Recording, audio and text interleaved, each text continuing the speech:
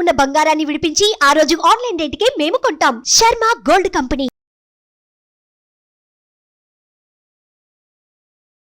అమ్మా నమస్తే. నమస్తే అమ్మా.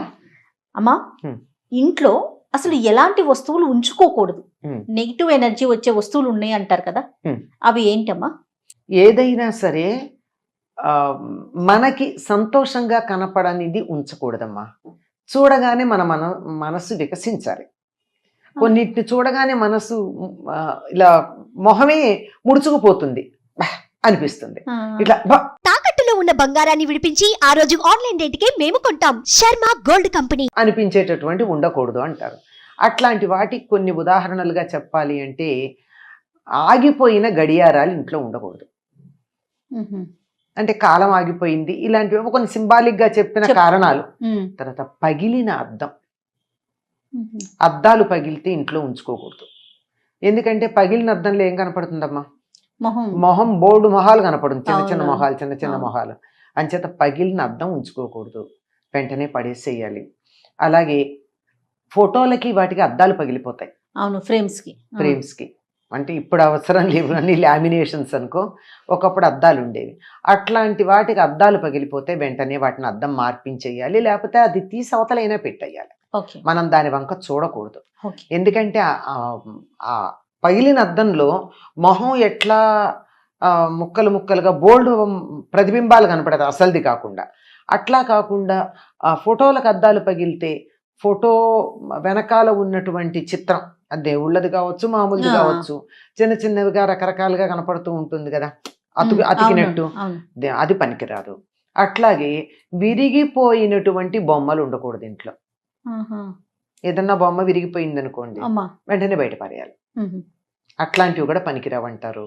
అదేవిధంగా చిరిగిపోయినటువంటి వస్త్రాలు, అంటే చిరిగిపోయిన బట్టలు బయట పారేసేంత ధనవంతులమా మనం? ఏదో విలువైనటువంటి ఖరీదైనటువంటి బట్టలు చిరిగిపోతాయి అంటే, అదేదన్నా అట్లా అయితే కుట్టి ఇంట్లో ఉంచుకోవచ్చు కానీ, వాడుతుంటే పర్వాలేదా? కుట్టి వాడుకుంటే పర్వాలేదు కానీ కుట్టకుండా వాడకూడదు చిరుగుండగా. ఎందుకంటే ఒకప్పుడు అసలు కుట్టింది వాడేవాళ్ళు కాదు మన దేశంలో. అసలు కుట్టడం అన్నది ఉండేది కాదు. కింద ఒకటి కట్టుకునేవాళ్ళు, పైన గుండెల కోటి కట్టుకునేవాళ్ళు, పైన బల్లెవాట్లాగా ఒకటి వేసుకునేవాళ్ళు, అది పద్ధతి. అంచేత అసలు కత్తిరించటం కుట్టడం అన్నది లేదు.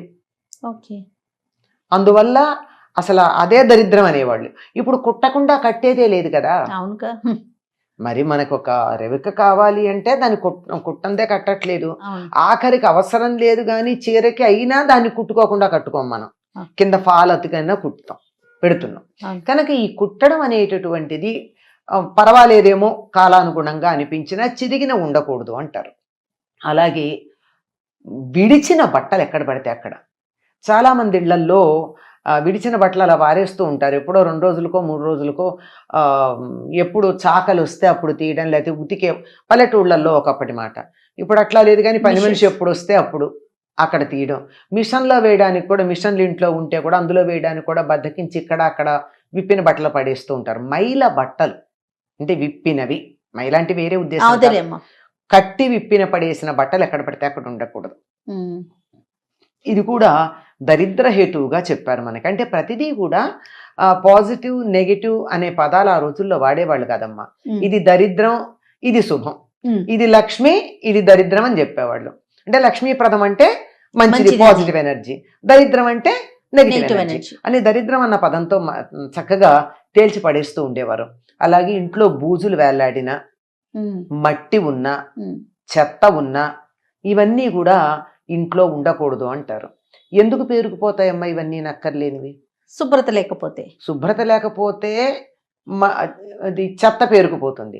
అసలు ఎక్కువ వస్తువులు ఎందుకు పేరుకుపోతాయి?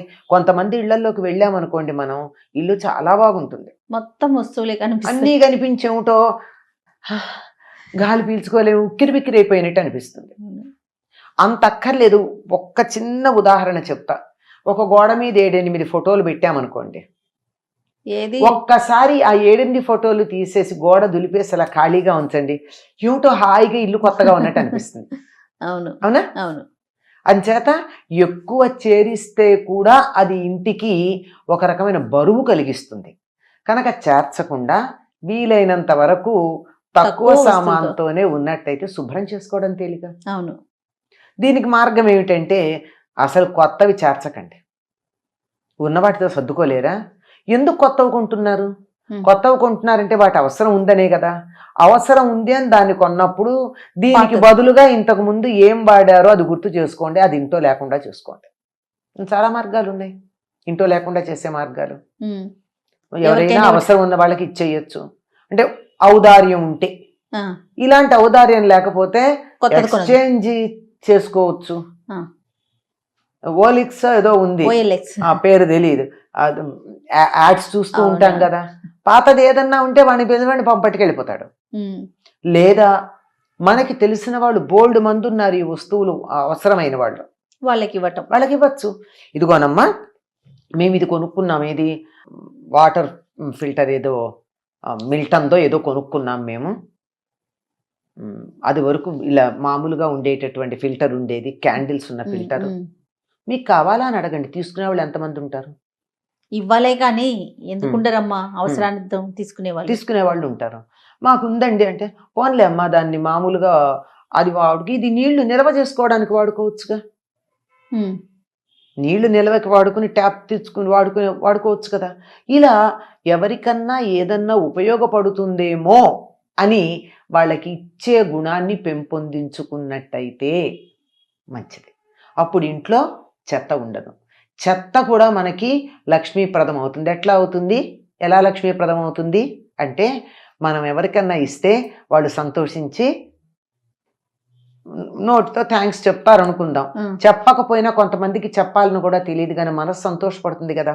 వాళ్ళు సంతోషపడితే అది ఎంత పాజిటివ్ ఫీలింగ్ మనకి, ఎదుటి వాళ్ళకి సంతోషం కలిగితే. అందుకని అలా ఇచ్చేయడం కూడా మనకి చాలా మంచిది. కొంతమంది ఇళ్లల్లో ఫ్రిడ్జ్ తీయడానికి భయం వేస్తుంది. ఎన్ని పడతాయో దానిలో నుంచి. ఏది తీసినా దానికో చరిత్ర చెప్తారు, నాస్టాల్జియా వచ్చేస్తుంది. అది చెప్పడం తర్వాత వీటన్నింటి వాసనలు కలిసిపోయి ఒక గమ్మత్తైన వాసన వస్తూ ఉంటుంది ఫ్రిడ్జ్ ఓపెన్ చేయగానే. భయంకరంగా. చేత ఇది మనం ఊరికే చమత్కారంగా చెప్పిన మాట అనుకోండి, అంటే మరీ సీరియస్గా ఉండకూడదని. కనుక ఇంట్లో ఏదైనా సరే అత్యధికంగా ఇంట్లో ఉక్కిరి బిక్కిరి అయిపోయి కిక్కిరిసిపోయి కాలు వేలు పెట్టడానికి వీల్లేనంత లేకుండా ఉండేట్టు చేసుకోవడం చాలా ముఖ్యమమ్మా. ఇంకా గట్టిగా చెప్పాలంటే వరుసగా లెక్కలు పెట్టుకుంటే ఆగిపోయిన గడియారాలు, పగిలిన అద్దాలు, విరిగిన బొమ్మలు, బూజు, చెత్త, చిరిగిన బట్టలు, పనికిరాని వస్తువులు. మనం ఎక్కువ కాలం ఏదైనా ఒక వస్తువు వాడకపోతే అది మనకి నెగిటివ్ ఎనర్జీ కింద లెక్క. కనుక వాడని వస్తువులు ఉంచుకోవద్దు. అలాగేనమ్మా, వాడుతున్నవే ఉంచుకుందాం తప్పకుండా. సుమన్ టీవీలో మీ పర్సనల్ అండ్ బిజినెస్ ప్రమోషన్స్ కోసం కింది నెంబర్కి కాంటాక్ట్ చేయండి.